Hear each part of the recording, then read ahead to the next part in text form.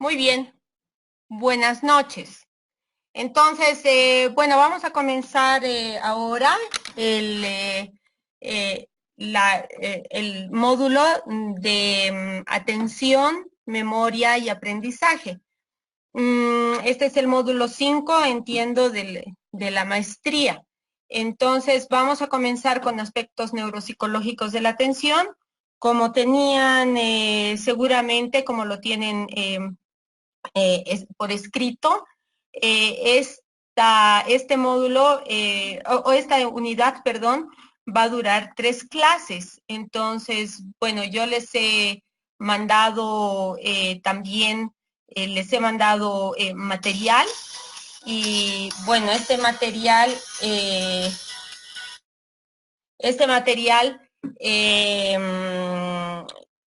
tiene que servir, por favor, de base a lo que es el módulo. Y como tenemos tan poco tiempo, entonces les agradecería, por favor, que vayamos más bien discutiendo sobre las diapositivas y cuanta más participación tengamos, participación activa, tanto mejor. Y por favor, así podemos ampliar los conocimientos y podemos además ampliar con otras cosas. Entonces les pediría por favor que sin ningún miramiento, por favor me interrumpan si es que es repetitivo lo que estoy diciendo, de manera que podamos avanzar lo más rápido posible y podamos profundizar en realidad, que es el objetivo de la maestría. Bueno, permítanme presentarme, por favor. Como ustedes ya saben, mi nombre es Patricia Wiener. Eh, yo tengo, bueno, una licenciatura en psicología, después, además de eso, tengo una especialización en terapia familiar y tengo un internado en psicología clínica y aparte tengo, bueno, mi maestría y mi doctorado en neuropsicología y en salud comportamental que he hecho en Estados Unidos.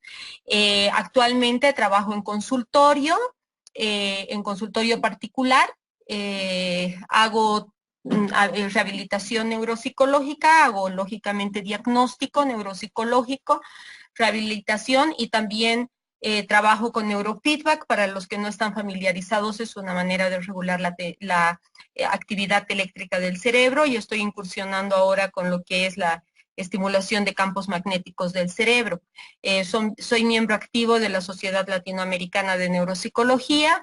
Ayer justamente he vuelto de un congreso donde he expuesto varios trabajos. El congreso era en Lima, Perú, y también tengo el honor de representar a nuestro país en la directiva de la Sociedad Latinoamericana de Neuropsicología. Pudiendo entonces, bueno, adelantarles que el siguiente congreso va a ser realizado el 2021 en Uruguay, y aquí en La Paz, por nuestra parte, estamos organizando un curso de neuropsicología con el doctor Luis Quintanar y la doctora Yulia Solovieva, que al momento son uno de los mayores exponentes en Latinoamérica. Ellos son de México y son de la teoría histórico-cultural, ¿no? Del enfoque histórico-cultural, el cual pienso yo que es muy útil. Bueno, en realidad espero los comentarios de ustedes. A lo largo de mi trayectoria tengo varios artículos publicados en revistas internacionales, también en revistas nacionales, y bueno, tengo también la premiación como el mejor trabajo, la mejor exposición oral en un congreso de neuropsicología latinoamericano de neuropsicología en Canadá, y también expuesto en un congreso mundial de neurología en Inglaterra. Como les había dicho al principio, nuevamente les digo que por favor, bueno, tienen ustedes el material que vamos a avanzar, así como también tienen la forma de calificación del módulo, la cual no es diferente al resto de los módulos. Y obviamente, bueno, yo me rijo a cuáles son los lineamientos del doctorado, de la maestría para poder hacer estos lineamientos. Cualquier duda, sin embargo, bueno, estoy a su entera disposición.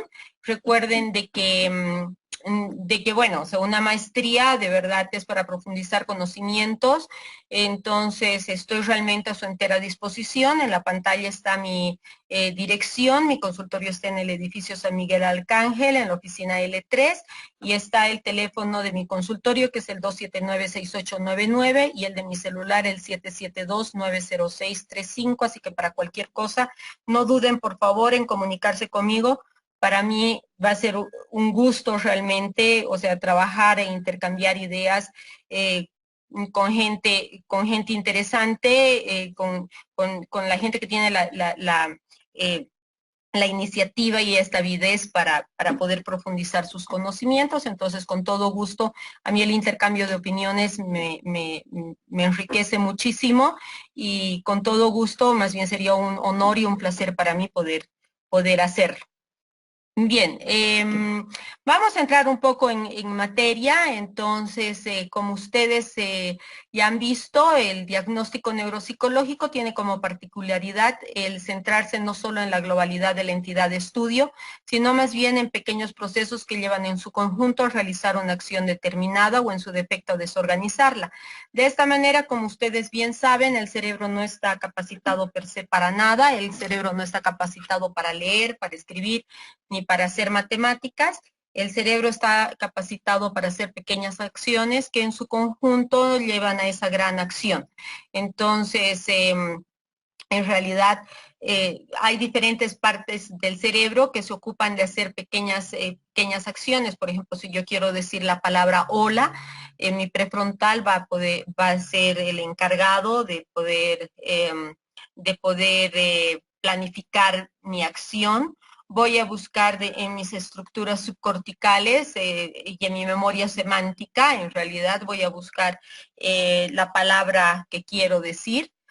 Voy a analizar la palabra hola en el oído fonemático, en las áreas primarias temporales izquierdas, donde voy a analizar la palabra hola no como hola, sino como o-la, y después eh, voy a voy a sentir mi aparato fonador.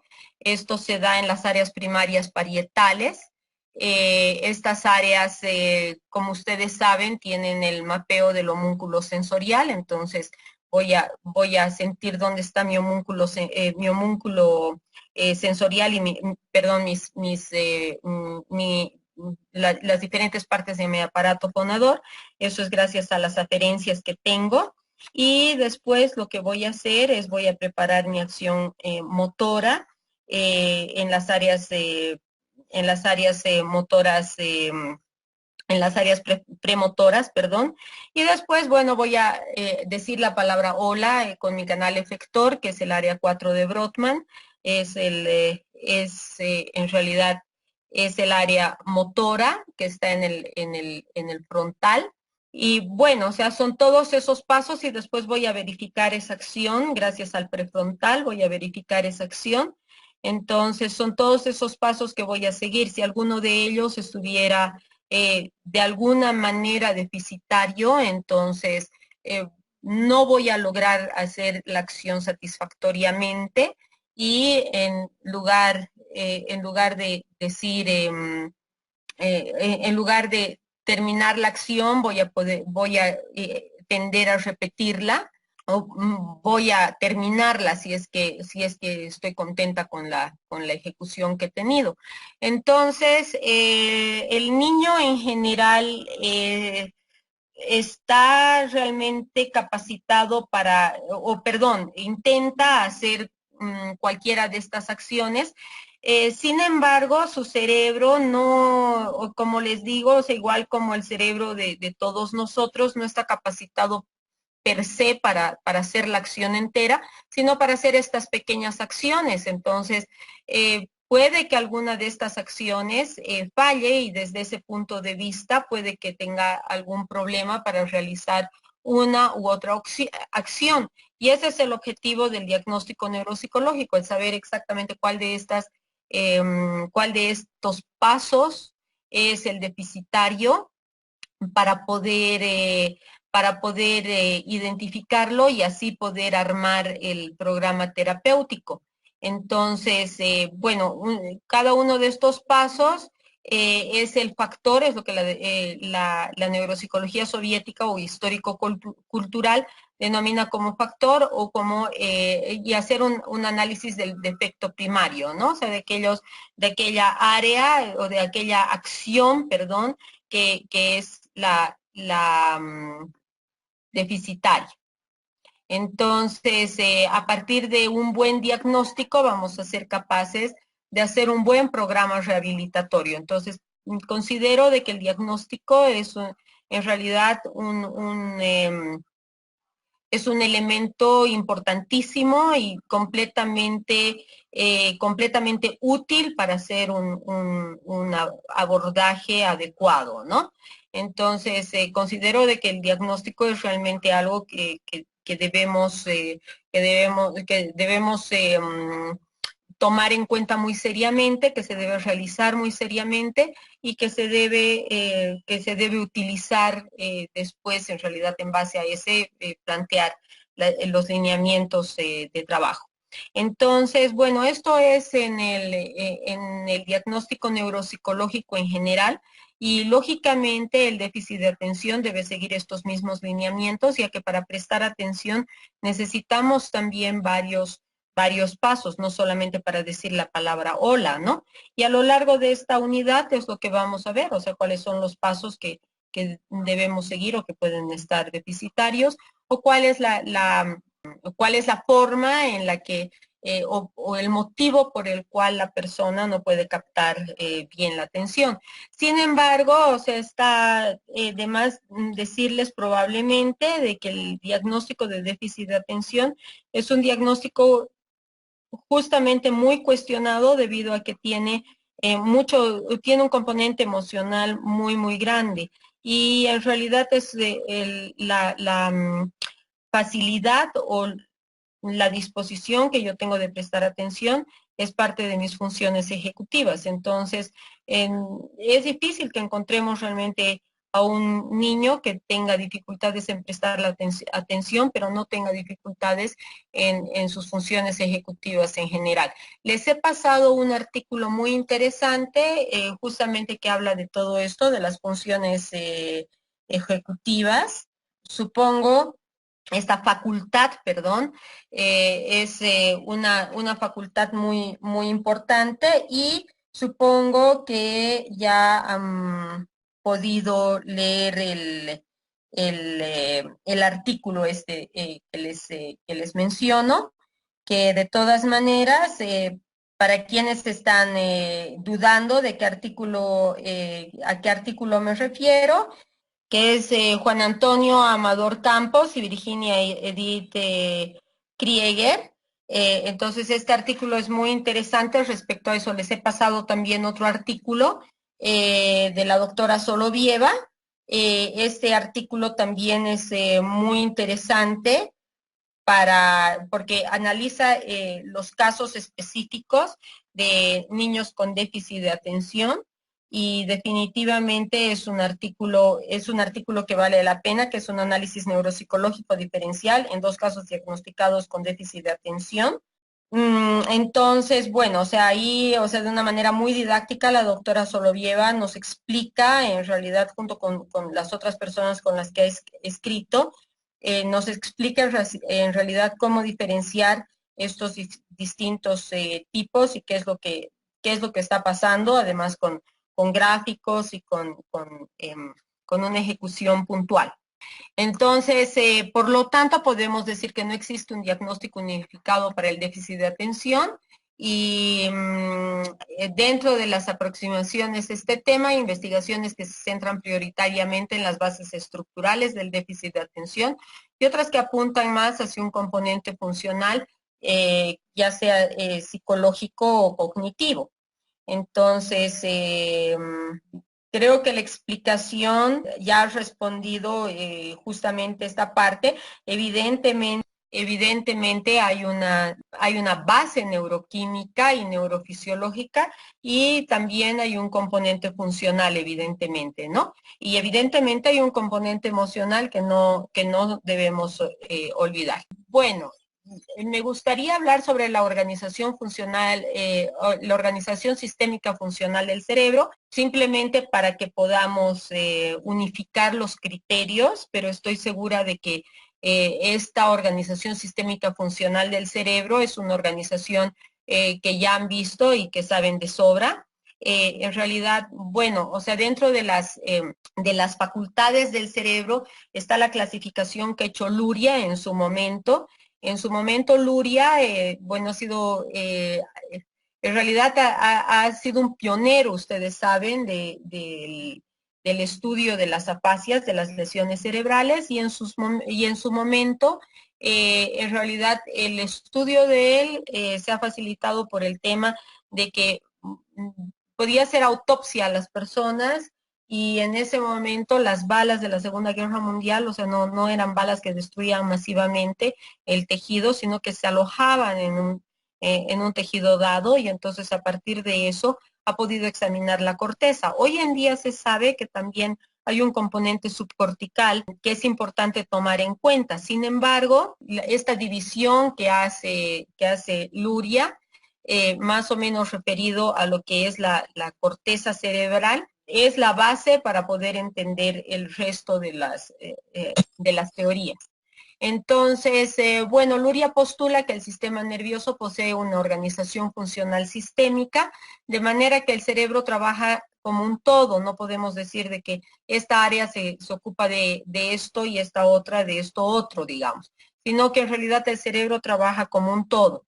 Bueno, también postula Luria de que existen tres unidades funcionales, la unidad para regular el tono, la vigilia y los estados mentales. No sé si es que se puede ver el cursor. Hablamos de lo que es la formación reticular. Luego tenemos la unidad para recibir, procesar y almacenar la información, que está en el lóbulo temporal, el parietal y el occipital. Esta unidad es importante, es como nosotros percibimos la realidad, aunque no hay una manera de cuantificarla, ¿no? O sea, no hay una manera realmente de cuantificar cuánto, por ejemplo, si yo quiero cuantificar cuánto la persona ve, o sea, no hay una escala específica, pero sí hay una escala con las palabras. Entonces, sí hay una escala motriz, digamos, ¿no? Entonces, por eso es de que lo motriz es el canal efector del cerebro. Y por último está la unidad para programar, regular y verificar la información, que es en los lóbulos prefrontales, donde en realidad los prefrontales, o sea, las áreas más sofisticadas de los prefrontales es la conquista del ser humano. Entonces, desde ese punto de vista, o sea, se tiene que poder estudiar lo que es la atención y la concentración, que está dada por la formación reticular, básicamente los núcleos del tálamo y los lóbulos frontales, donde se inhibe la información, la concentración es la capacidad de inhibir la información relevante y focalizar la información relevante con un mantenimiento por periodos prolongados, y la atención es la capacidad que nosotros tenemos de ir almacenando la información, de que todas nuestras estructuras estén listas como para poder almacenar la información. Dentro de esto es importante tomar en cuenta la atención. Como les decía, es un proceso complejo, es un proceso en el cual nosotros vemos lo que es la orientación, que es la que permite establecer el nivel de conciencia y estado general de activación. Es la conciencia de sí mismo con relación a sus alrededores y requiere de una confiable integración de la atención, percepción y memoria. Por eso, para poder evaluar la atención es importante evaluar las otras áreas, de lo cual vamos a ir hablando. Sin embargo, yo quisiera saber si hasta aquí hay algún tipo de participación que podamos, con la cual podamos ampliar el tema. Bueno, a ver, Darina Almaza dice, buenas noches, doctora. ¿Podría explicarnos el trayecto anatómico que se da en la tensión? Esa es una excelente pregunta. Bueno, para que nosotros podamos mantener la tensión, necesitamos la participación de áreas tanto corticales como subcorticales. Necesitamos la participación necesitamos la participación de áreas parietales, de áreas subcorticales como el cíngulo, por ejemplo, el núcleus coeruleus, el área septal. Necesitamos la participación activa, perdón, de varias áreas del cerebro, entre ellas de los ganglios basales. Los ganglios basales son estructuras que son, eh, que son parte del sistema límbico, son parte de las estructuras subcorticales, pero no son parte del sistema límbico, aunque deberían serlo. Dentro del sistema límbico tenemos, o dentro de los ganglios basales, perdón, tenemos el núcleo lenticular. El núcleo lenticular está en realidad en áreas subcorticales y bueno, en realidad el núcleo lenticular está en áreas subcorticales y es el encargado de poder mantener la atención ante una u otra actividad. A nivel electroencefalográfico, sabemos de que el momento de que nosotros prestamos atención, o sea, hay un cambio eléctrico en el cerebro, especialmente en la parte frontal del cerebro, hay un cambio eléctrico en el cual en realidad se hacen como unas celdas y esas celdas son capaces de almacenar información, de almacenar información y estas celdas son capaces de ir regulando nuestra atención ante una u otra actividad, de manera que no podemos, de manera que no, o sea, cuando están ocupadas esas celdas, no pueden ir a otras, ¿no? Por lo tanto, es difícil que nosotros cambiemos de actividad fácilmente, digamos, ¿no? O que prestemos la completa atención fácilmente. Dentro de las otras estructuras está el sistema reticular ascendente, que es el nivel más básico, y entonces, o sea, el sistema reticular ascendente nos ayuda a que haya un tono adecuado del cerebro y que los umbrales para reaccionar a la estimulación ambiental sean los adecuados. Entonces, bueno, por otro lado, se necesitan los colículos superiores, ya que prestar atención requiere no solo de estar alerta, sino también tenemos que tener los medios para dirigir la atención y para cambiarla de posición o de un objeto a otro. Los colículos superiores son una estructura del cerebro medio que ha sido implicada en este proceso de cambio, al menos en el caso de los estímulos visuales. Los folículos superiores ayudan en el cambio de la atención a nuevos lugares u objetos, controlando los movimientos oculares responsables de llevar los estímulos periféricos hacia el área visual, de manera de que la capacidad de visión también es importante para que nosotros prestemos atención. El cerebro nuevamente tiene un componente sistémico, o sea, una estructuración sistémica, de manera que el cerebro trabaja como un todo, ¿no? Entonces es importante tanto lo que ocurre en el occipital como lo que ocurre en el frontal. Entonces son importantes los movimientos sacádicos para esto. Y por otro lado, es importante analizar los tipos de sácadas en el que están controladas por los colículos superiores. pero también forman parte de la atención, o sea, participan, como les había dicho, los ganglios basales, que en realidad van rodeando el tálamo y además tienen mucho que ver con la ínsula, que como muchos saben, muchos autores la califican como el quinto lóbulo, porque tiene una participación muy importante en lo que es la ritmicidad del cerebro, igual que el tálamo, y tiene una importancia muy grande en lo que es o sea, la regulación de de los estados de ánimo. Entonces, bueno, antiguamente se pensaba de que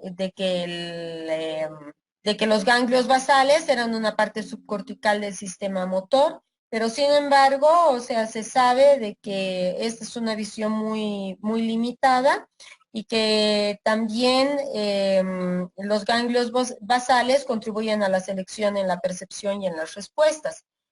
Con base a las conexiones y con otras estructuras cerebrales, los ganglios basales pueden dividirse en un grupo aferente y otro eferente. Entre el grupo aferente que recibe señales está el núcleo caudado y el putamen. Y el núcleo estriado recibe una entrada excitatoria del núcleo intralaminar del tálamo y se conecta que esta parte de los ganglios basales está integrada en la vía tálamo cortical no específica. Por lo tanto, el núcleo caudado y el putamen están funcionalmente relacionados con la formación reticular y se considera que regulan la información sensorial que hace un relevo en el tálamo antes de llegar a la corteza, jugando un papel importante en la atención selectiva. Tenemos el núcleo pulvinar del tálamo, que se ha sugerido que esa región cerebral ayuda a filtrar información específica para ser procesada más tarde. La información de casi todos los receptores sensoriales hace un relevo en el tálamo, de donde se transmite al resto del cerebro. Por lo tanto, el tálamo es un candidato para jugar un papel en la atención, porque es un lugar en el cerebro donde la información se modula. Entonces, muchos autores hablan de la ritmicidad. En tanto nosotros tengamos ritmicidad, entonces el tálamo va entregando las señales o va repartiendo las señales de una manera uniforme. Entonces, por eso es de que el metrónomo interactivo, por ejemplo, tiene tanta aceptación, un buen rol, digamos, en lo que es el regular la atención, ¿no? El metrónomo interactivo se refiere a los metrónomos, así tal cual como los para marcar música, que marcan, o sea, un ritmo en realidad monótono. Y bueno, y le ayuda a uno a poder seguir ese ritmo de una manera uniforme, ¿no? Si ustedes se dan cuenta, por ejemplo, todo lo que es uniforme en el cerebro, todo lo que es rítmico en el cerebro, es una señal de una buena salud cerebral. Cuanto más rítmico es el electroencefalograma, tanto mejor es este. En tanto que en realidad, cuanto más explosiones tiene, digámoslo así, de información, o sea, tanto menos rítmico es y por lo tanto, o sea, tiene una actividad que es mayormente paroxística y esto se reporta, es algo que se reporta. Entonces, es importante el tálamo porque hace una neuromodulación. Por otro lado, es importante la corteza del cíngulo. También, o sea, lo que hace, se encarga de integrar la información con la emoción y ayudar a seleccionar una respuesta. Entonces, o sea, es importante la corteza del cíngulo porque regula, o sea, conecta ambas actividades. No debemos olvidar de que las emociones juegan un papel importantísimo en lo que es la regulación de la actividad. Bueno, dentro de la neocorteza, por otro lado, o sea, ahora vamos subiendo y dentro de la neocorteza tenemos varias áreas que se encargan que tienen diversos papeles en la atención.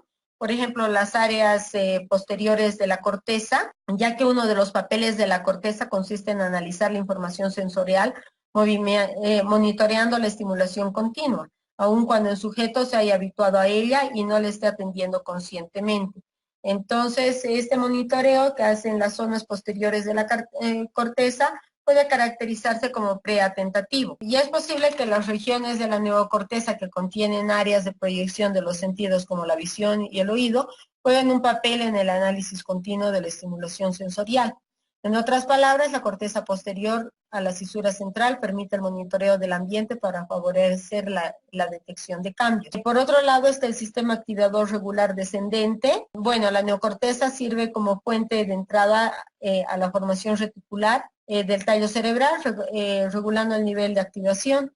El papel de la corteza como activador depende de conexiones que formen el sistema activador reticular ascendente. Bueno, por eso es importante. Por otro lado, este lóbulo parietal es importante para poder regular los aspectos espaciales de la atención y la asignación de los recursos de la atención a un estímulo particular o tarea. La evidencia del papel que juegan los lóbulos parietales posteriores en la atención selectiva visual viene de registros celulares en los monos. La tasa de disparo de estas células aumenta cuando la atención se dirige al objeto visual y este incremento no puede ser atribuido a acciones motoras porque es independiente de los movimientos oculares hacia el estímulo. Después tenemos el lóbulo frontal, que bueno, obviamente es importante para la selección de respuestas y programas motores particulares, el reclutamiento de la atención en servicio de una metaplan, para el control voluntario de los movimientos oculares y para la inhibición de los movimientos oculares controlados por los colículos superiores. Entonces, bueno, estas básicamente son las vías de la atención. Se han postulado que hay diferentes vías de la atención, que hay una red atencional de orientación, una red atencional que es la ejecutiva. Se ha postulado, esos son modelos que se han ido postulando y que también, o sea, forman parte de los diferentes temas que vamos a ver en la unidad. No sé si la respuesta es satisfactoria para la pregunta. No sé si hay alguna otra pregunta, por favor, o algún otro comentario. Aquí hay varias preguntas que las voy a ir leyendo. En relación a los postulados, ¿cómo califica los niveles de atención de Posner y su relación con el trayecto neuroanatómico que nos acaba de explicar? Bueno, en realidad, Posner en realidad estudia esto y hace su postulado, de manera a que en realidad el postulado de Posner utiliza esas áreas cerebrales. Bueno, y habla además de la orientación. La orientación en realidad, bueno, el neurotransmisor es la acetilcolina, los sitios es el B1, A1 y S1, o sea, son las áreas visuales primarias y las sensoriales primarias y las auditivas primarias. Cuando hay una alteración a eso se produce el autismo. Bueno, las estructuras comprometidas serían el parietal superior, la unión temporoparietal, los campos visuales frontales. Respecto a la función de alerta, esa es la función de orientación. Respecto a la función de alerta, las estructuras comprometidas serían el locus coeruleus, la corteza frontal, la corteza parietal derecha. El neurotransmisor es la noradrenalina. Los sitios son todos aquellos implicados en el sistema de orientación y las alteraciones estarían dadas por el envejecimiento normal y por el déficit de atención. Habla también de la atención específica, donde la estructura implicada es el cíngulo anterior, el neurotransmisor es la dopamina, y bueno, los sitios son todas las áreas cerebrales y la alteración sería el Alzheimer. Esa sería la atención ejecutiva, o sea, en general, y estarían implicados también los ganglios basales. Entonces, en realidad, este circuito es el que propone Posner, o sea, en realidad basado en aquellos circuitos que están implicados en la atención. No sé si está de acuerdo con la respuesta o no. Bueno, aquí hay otra pregunta de Javier Fernando Calderón Encinas, que dice, doctora, se sale un poco del tema, mi consulta, quisiera saber en qué se diferencia la neuropsicología histórico-cultural de la neuropsicología cognitiva. En realidad, la neuropsicología histórico-cultural se basa en los postulados de Luria y en la filosofía, en realidad, que se ha ido recabando a través porque conlleva una filosofía a través de lo que ha sido la Unión Soviética y los orígenes de la neuropsicología, ¿no? La neuropsicología cognitiva en realidad está más dada a las áreas del cerebro, cómo estas, o sea, influencian en realidad o cómo se dan las diferentes funciones cognitivas para que podamos realizar o no una actividad. Si bien en nombres son completamente diferentes, pero la función no es muy diferente. Lo que buscan en realidad es parecido. Si a mí me pregunta, o sea, yo personalmente soy un poco ecléctica en el sentido en el que considero de que ambas tienen sus cosas muy, muy rescatables y que no hay que desmerecer, ¿no? En realidad, bueno, el postulado de la neuropsicología histórico-cultural en el que cada cerebro es único y que cada individuo se va formando como único y además, bueno, o sea que hay una tesis, una antítesis y una síntesis, es un postulado en realidad que ha hecho avanzar la neuropsicología durante décadas, ¿no? Y es un postulado que sigue vigente aún hoy en día y el postulado en realidad es un postulado que nos ayuda a aproximarnos a las personas adecuadamente hasta, como le digo, hasta hoy en día. La neuropsicología cognitiva, por su parte, o sea, se basa más en la evidencia, tiene sus orígenes más en o sea, anglosajones, donde la evidencia es muy importante y el llegar a conclusiones basados en ella es muy importante, si no, no se lanzan conclusiones, ¿no? Entonces, sin embargo, ambas tienen sus ventajas y sus desventajas. Después está, muchas gracias, licenciada Darina, que nos ha, o sea, que me ha podido responder acerca de que es psicóloga, ¿no? Creo que usted estaba en un diplomado también, ¿no, Darina? Bueno, voy a ir a la a la siguiente pregunta. Esta que creo que está conectada con alguna otra. Karen Cecilia Durán Céspedes, que dice o alguna otra postulación, pero me parece, claro, o sea, me parece que es en relación a los postulados de la atención, pero creo que ya está respondido, ¿no? Se pienso de que, o sea, porque la pregunta iba referida, decía, o alguna otra postulación que nos recomiende. No, considero de que la postulación de Postner es una postulación muy, muy difundida y que tiene bases muy serias, por lo que les había explicado, o sea, tome en cuenta las áreas que están implicadas en la atención, que han sido demostradas, y a través de eso se hace un modelo que es muy plausible. Aquí hay una pregunta relacionada con la memoria, que es de Carola Fuentes, que dice, buenas noches, doctora, tal vez un poco relacionado con la memoria, ¿qué opinión tiene sobre la terapia ERDM y los correspondientes trayectos neuronales de recuerdos en base a movimientos oculares? Bueno, en realidad, esa es una pregunta, yo creo, más pertinente para para la próxima unidad, que es de memoria.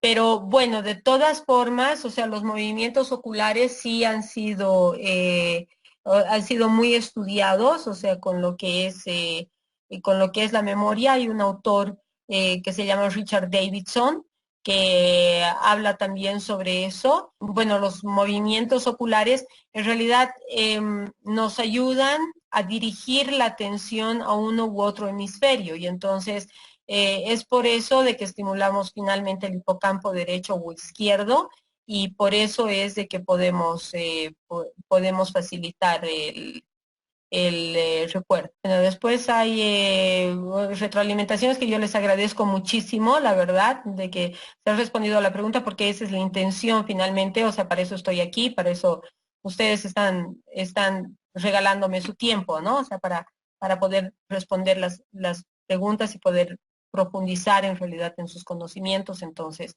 es muy importante esta retroalimentación. De todas formas, respecto a la pregunta sobre la memoria, que les decía de que, bueno, o sea, de repente, o sea, es más pertinente en la siguiente unidad, yo le agradecería que me amplíe, por favor, a qué se refiere con la terapia ERDM para poder ser más explícita. Bueno, aquí hay otra pregunta que es Robert Tayarachi. y dice que en el proceso atencional el aislamiento del organizador flexible, ¿a qué se refiere? O sea, bueno, lo que pasa es de que en el proceso atencional, o sea, nosotros tenemos muchos estímulos, pero hay uno al que nosotros, valga la redundancia, le prestamos más atención o le hacemos un seguimiento. Entonces me refiero en realidad a ese específicamente, o sea, la capacidad que tenemos nosotros de poder aislar un elemento. Sin embargo, es flexible, este organizador es flexible, porque somos capaces de aislar este en un momento y otro en otro momento, según nuestros requerimientos, ¿no? Entonces, creo que, bueno, eh, supongo que hay personas que están familiarizadas con la prueba del Wisconsin. La prueba de Wisconsin es una prueba que evalúa la flexibilidad del pensamiento y es una flexibilidad del pensamiento que evidentemente no, o sea, no es una prueba o sea, que mide la flexibilidad para que nosotros seamos capaces de prestar atención a otro estímulo una vez que esté o se ha desvanecido o que en realidad nosotros no necesitamos ya seguir manteniendo la atención al respecto. Bueno, Carola Beatriz Puentes Nates me dice el EMDR es el Eye Movement Desensitization and Reprocessing. Entonces, bueno, yo la verdad es de que no estoy muy familiarizada con esta técnica. Probablemente la conozco con otro nombre. Yo le agradecería si es que me hace llegar algún material para que pueda revisarlo y pueda responder adecuadamente a su pregunta. No sé si hay alguna otra pregunta más. Ah, aquí hay una que es de Selma Ochoa. Nos dice, bueno, doctora, ¿qué otras pruebas neuropsicológicas nos recomendaría para evaluar el déficit atencional? En realidad, nuevamente, o sea, pienso de que el déficit atencional, o sea, como muchas de las pruebas, el déficit atencional requiere requiere el poder ver, el ser capaces de analizar las diferentes etapas, ¿no? Partes del déficit de atención. Dentro de ese punto de vista, es importante que nosotros tomemos en cuenta las pruebas, por ejemplo, las pruebas que son muy buenas para eso. Bueno, hay cuestionarios, los cuales en realidad, en mi opinión, son un tanto subjetivos, pero también están las pruebas de ejecución continua, las cuales creo que son muy eficaces. Dentro de las pruebas de ejecución continua, las más comunes son el TOVA, el Test of Variables of Attention, y la prueba de Conners. Sin embargo, el TOVA es bastante más completo porque, bueno, utiliza el estímulo, o sea, durante más tiempo. Entonces, es la capacidad del sujeto de prestar atención tanto a estímulos, o sea, ante un estímulo que se presenta lentamente como un estímulo que se presenta más rápido. Es una prueba en realidad para la cual no se necesita leer y escribir para entenderla, es decir, que uno puede ser analfabeto y tomarla. Y es una prueba que es una prueba que nos da tiempos de reacción, nos da el índice de D', que es la capacidad que haya, la capacidad que tengo de lentecer una respuesta una vez que he cometido un error. Eh, Después nos da las respuestas de omisión, que son las veces que ha aparecido el estímulo, pero que no he apretado el switch. Nos da las respuestas de comisión, que son aquellas impulsivas en realidad.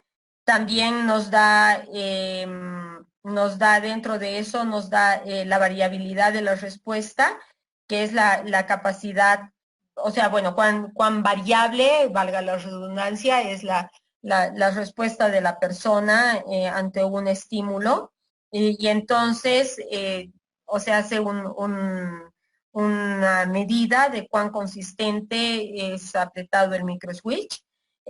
También nos da una medida del tiempo de reacción, que es una medida de cuán rápido o lento la información es procesada y respondida hacia ella.